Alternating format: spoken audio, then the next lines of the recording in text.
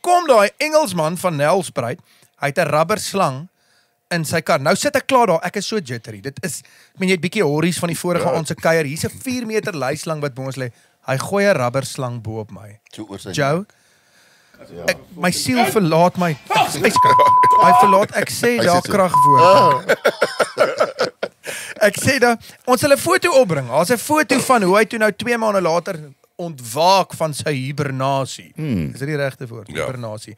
4 meter leislang saartjie wat so uit die grasdak uit. Nee, dit is, ek het 'n vrees slang. Spinnekoppe, nie so bad nie. Maar slang, Ja. ek kan nie.